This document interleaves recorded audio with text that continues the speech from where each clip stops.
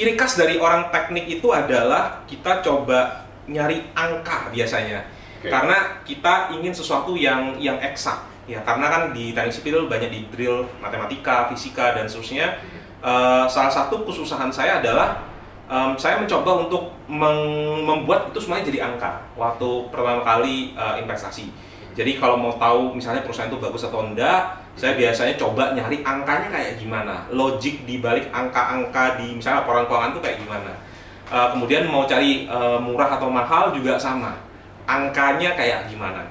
Nah, susahnya itu adalah ketika terjun langsung, ketika mencoba untuk investasi, ternyata investasi saham setelah belajar ya sekian lama ya, jatuh bangun, belajar sampai saat ini baru tahu kalau investasi itu mungkin angkanya nggak begitu banyak gitu ya. Angka itu ada untuk mensupport, tapi lebih banyak hal-hal itu yang berbasis kualitatif. Dan itu yang sering saya lupakan sehingga saya jatuh bangun di awal-awal.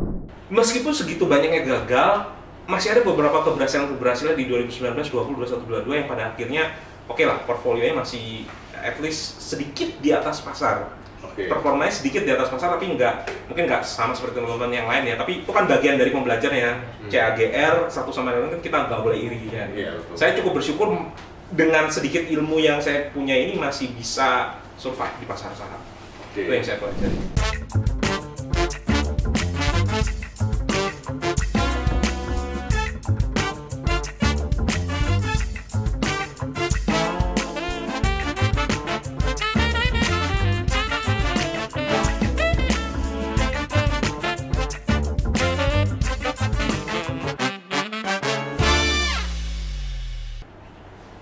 Oke, halo teman-teman semua.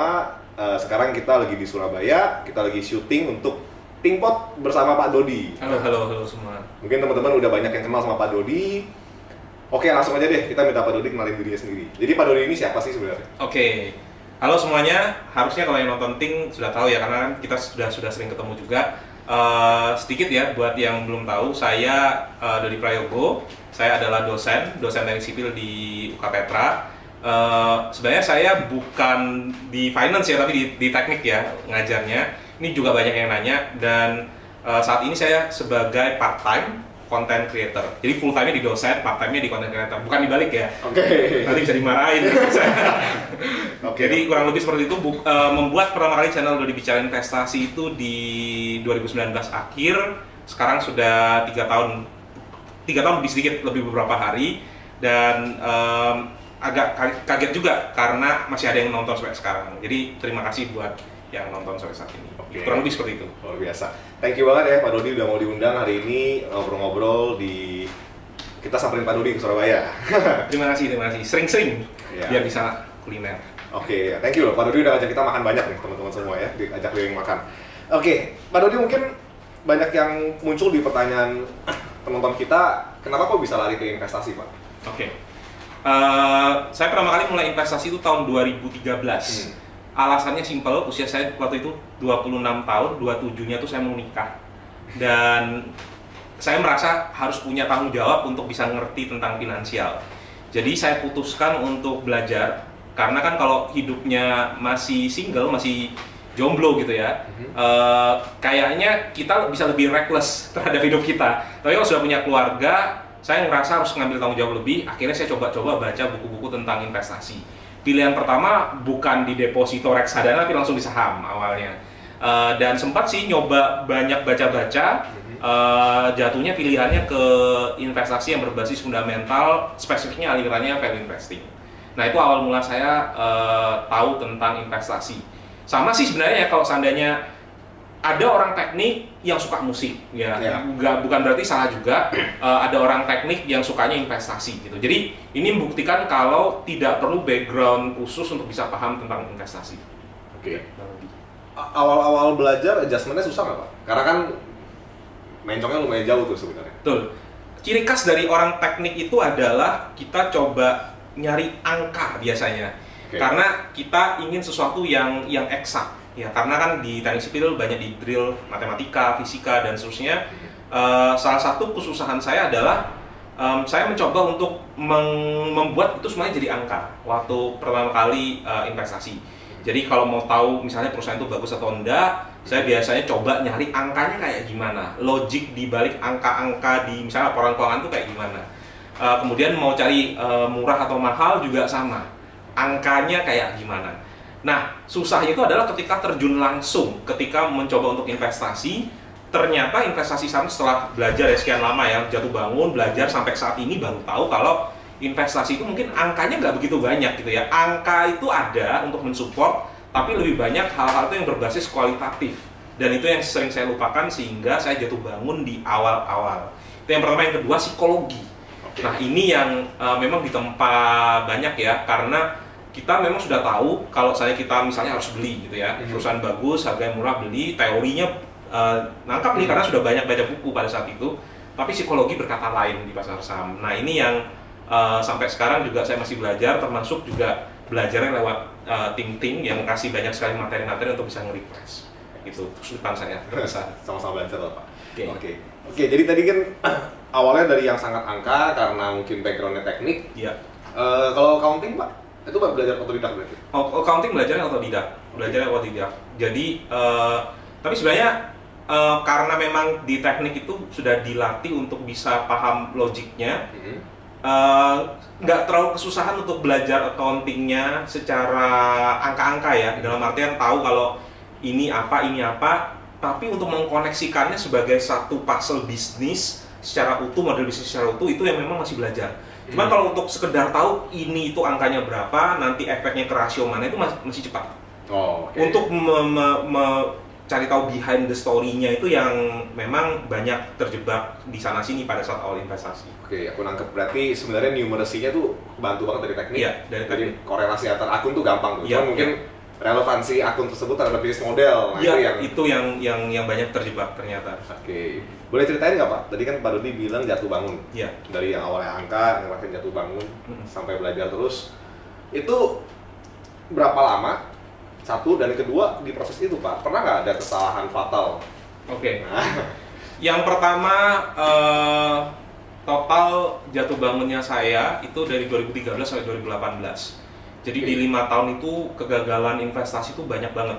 Mulai dari, bisa you name it ya, mulai dari pegang perusahaan yang bagus. Saya mungkin sebut contoh aja ya, misalnya contoh dulu 2014 sempat beli BRI pas harganya itu masih 7.500 sebelum stock split. Itu mungkin setara dengan 1.800-an atau 1.500 ya pada saat itu ya, lupa persisnya. Kemudian naik 30%. Lebih ke arah psikologis kan, ada yang bilang kalau blue chip naiknya terlalu cepat, dalam waktu 1 tahun sudah 30% ya nggak akan naik lagi. Waktu itu jual, ternyata 2 hari kemudian ada pengumuman kalau Pak Jokowi dicalonkan sebagai presiden, itu naik 10% sehari. Terus nggak pernah lagi menyentuh angka 1.500, 1.200 nggak pernah lagi nyentuh sampai kemarin pandemi mungkin hampir ya di bawah 2.000 tapi nggak pernah tersentuh lagi gitu. Jadi intinya kita merasa kalau apa yang kita coba pelajari ternyata berhadapan di lapangan kena psikologis itu bisa melakukan hal yang kebalikan. Itu yang pertama. Nah, itu masih untung ya. Yang ruginya ada banyak ya. Saya sempat beberapa kali terjebak emiten-emiten yang kalau dulu saya masih percaya kalau itu adalah value trap. Contohnya ada satu emiten yang saya beli di 2017. Emitennya ini punya performance yang cukup bagus karena lihat angka lagi ya, sekali lagi lihat angka, performance cukup bagus, tapi dia ternyata shifting ke bisnis. Ini properti industrial, shifting ke residence, iklannya di mana-mana, apartemen kayak sebenarnya mungkin sebut aja namanya. Iya, sebut aja. RPL di Cikarang. Jadi sempat terjebak karena pada saat itu harganya kan 15.000, 10.000 lebih ya. Terus kemudian jatuhnya itu di 4.000, 3.000-an. Karena ngelihatnya itu di 5 tahun terakhir ya, nggak ngelihat story-nya kayak gimana, saya beli. Nah, pada saat itu nggak ngelihat juga nih kalau marketing segitu banyaknya, terus kan dia masuk ke pos yang itu kan besar sekali ya. Dia nggak jadikan itu sebagai beban, tapi sebagai apa gitu ya, saya lupa detailnya. Terus akhirnya beli karena ngerasa murah, PBV-nya waktu itu rendah banget, 0,3 kayaknya. Terus akhirnya turun terus. Average terus 2018 ada kasus ketangkap, akhirnya nggak pernah balik lagi, terus right issue di harga murah di 1.500. Akhirnya value-nya hancur kan, yang awalnya book value-nya 10.000 kemudian turun. Nah, itu pelajaran yang cukup berharga.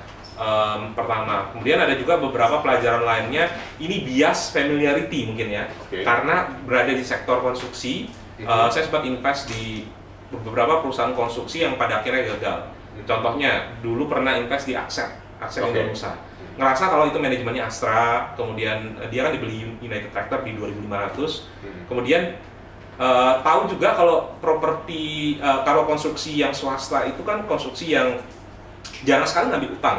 Tapi dia ternyata karena mungkin ambisi dari entah dari top management atau gimana atau dari induk, dia ambil perusahaan-perusahaan infrastruktur berhutang kepada bank, dan setahu saya dia dapat delay di pembayaran. Salah satu dapat delay di pembayaran tapi bunganya jalan terus.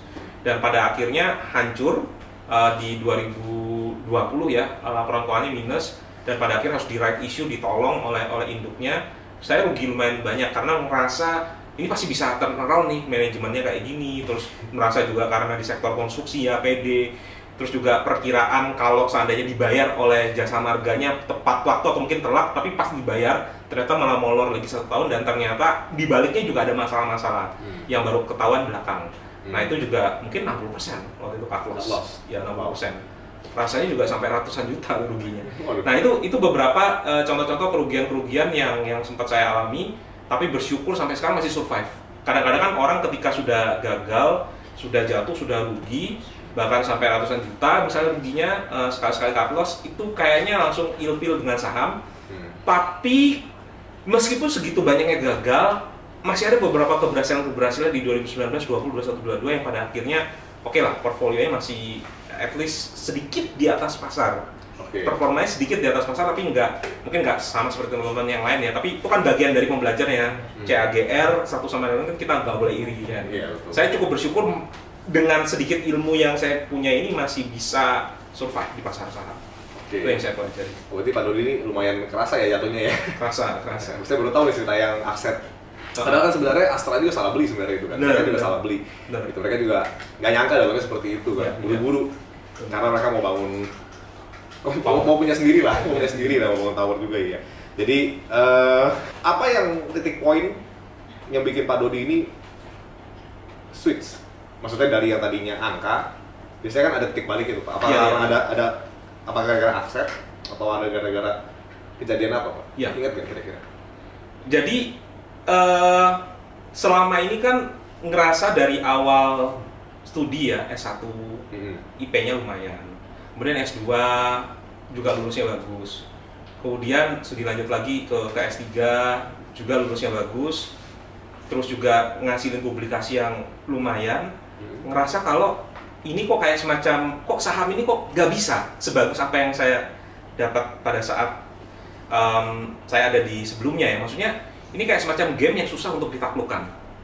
Nah, untungnya karena dulu saya juga pemain game dari SD, SMP, SMA, saya penasaran untuk bisa naklukin game ini. Apa sebenarnya yang salah? Karena di beberapa yang lainnya cukup dengan belajar aja dan berusaha itu bisa selesai.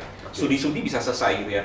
Tapi kenapa kok saham ini yang rasanya mungkin kalau baca buku tuh ada 100 kayaknya dari 2013 sampai sekarang ini mungkin 100 lebih ada, mulai dari Warren Buffett, mulai dari Seth Klarman, mulai dari apapun gitu ya.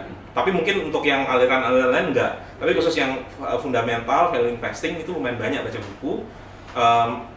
Nah, pengalaman itu membuat saya jadi kayak semacam dihambelkan secara paksa gitu. Kayak merasa kalau sebelumnya itu mungkin bisa untuk sukses di sini, ternyata nggak segampang itu. Pada akhirnya pertama kali saya membuka diri ke instrumen lainnya. Jadi di 2018 itu membuka diri ke instrumen lainnya, mulai coba cooling down. Saya belajar tentang instrumen lainnya, ada beberapa instrumen lain saya pelajari gitu ya. Terus juga di index investing. Apa mungkin saya termasuk orang yang memang nggak bisa untuk beat the market? Ya udah jadi beat the market aja. Saya juga mulai review lagi. Tapi tetap ada satu poin di mana saya ini rasanya sudah invest waktu terlalu banyak untuk belajar saham. Jadi mulai belajar apa sih yang salah. Akhirnya saya terbuka untuk ikut seminar. Awalnya saya merasa seminar-seminar itu ya mungkin karena belum ketemu orang-orang yang tepat ya. Saya merasa seminar-seminar itu semacam apa ya? Apa yang dipelajari cuma diulangi aja. Jadi kayak semacam apa yang ada di buku diulangi aja, nggak ada yang insight baru yang bisa saya dapat. Nah saya ingat pada saat itu ikut di satu seminar. Kemudian pembicara itu Pak John Wen. Salah satu pembicara tamu itu Pak John Wen. ternyata ada aspek-aspek hal-hal psikologis dan non angka yang diomongkan di situ yang membuat saya itu, oh ini jadi pencetus, mungkin ini missing link-nya ya. Beberapa hal-hal yang ternyata sifatnya psikologis ataupun bukan psikologis ya, kualitatif yang kita itu mungkin lupakan. Dan Pak John itu cukup keras. Dia merasa kalau dia banyak statement-statement yang keras tapi benar. Dan ketika saya coba kembali lagi baca Warren Buffett, kemudian lihat di letter shareholder-nya ataupun yang sering di-post ya di YouTube ya, yang kan ada kompilasi shareholder, kompilasi dari Warren Buffett ngomong shareholder, apa yang diomongkan oleh Pak John Wayne itu benar-benar yang true dari Warren Buffett sendiri. Beberapa ilmu-ilmu value investing yang bahkan saya baca entah dari buku ataupun dari yang diajarkan itu termodif ataupun tercampur. Jadi saya merasa kalau ini tuh purist itu kayak apa ya? Yang pure-nya ajaran dari Berkshire Hathaway, dan ternyata bisa loh dihidupi gitu. Tanpa harus ada semacam modif sana sini, harus dikasih formula atau harus teknik yang canggih-canggih, itu ternyata bisa dihidupi. Nah, dari situ saya coba mulai belajar untuk lebih ke arah conviction dan bisnis modelnya lebih banyak, dan mencoba untuk cari-cari info lebih lagi, bukan hanya yang tersedia di rasio-rasio dan di angka-angka. Nah, baru setelah itu mulai nih ada beberapa investasi yang sukses gitu ya. Di 2019 sempat investasi di semen Indonesia.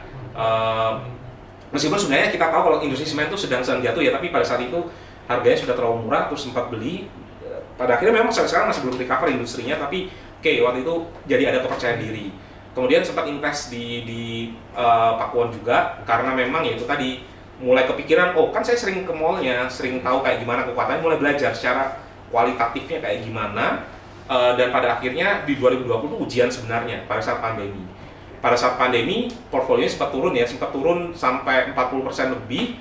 Tapi pada akhirnya ketika coba kembali ulang-ulang, dan juga waktu itu kan Pak John dan tim kan juga bikin semacam pembelajaran yang pada tahun itu ya, akhirnya cross check kembali, dan ternyata bisa juga loh investasinya ini melewati fase-fase krisis yang lebih berat daripada apa yang saya alami sebelumnya, dan itu yang memotivasi saya untuk terus belajar lagi. Jadi waktu mulai transisi kena COVID. Jadi kena dalam lagi, ruginya lebih dalam lagi. Tapi itu jadi ini juga sih, momentum untuk pangkas yang dosa masa lalu. Jadi ada beberapa saham-saham yang pada akhirnya kan beberapa itu yang saya cut loss itu yang kayak Lipo Cikarang itu pada saat COVID sih. Cuman dia karena sudah turunnya terlalu dalam, turunnya tidak dalam lagi, justru saham-saham lainnya yang blue chip yang bagus-bagus ataupun perusahaan-perusahaan yang lainnya yang bagus turunnya dalam lagi, sehingga ya saya switch pada saat itu. Tapi ya gemeter ya, ngerealisasikan loss sampai 60% dengan nominal sampai ratusan juta itu kan menyeramkan. Karena siapa tahu ketika kita tukar, yang ini malah tambah recover, yang ini malah tambah turun kan juga bisa. Karena kan kita nggak tahu pergerakan pasar seperti apa. Nah, pada akhirnya bersih-bersih portfolio, kemudian juga belajar satu tentang science of hitting dari yang baseball Ted Williams. Kalau yang namanya perfect opportunity itu kita nggak harus selalu swing. Jadi itu yang saya pelajari, tidak harus selalu swing. Ada saat-saatnya di mana kita say no dan kita menunggu sampai dapat bola yang perfect gitu. Dan saya coba kurangin, dulu sempat punya 10 sampai 15 saham, sekarang mungkin cuma punya 4 sampai 5 saham. 3 saham itu yang dominan, mungkin ada 70-80%.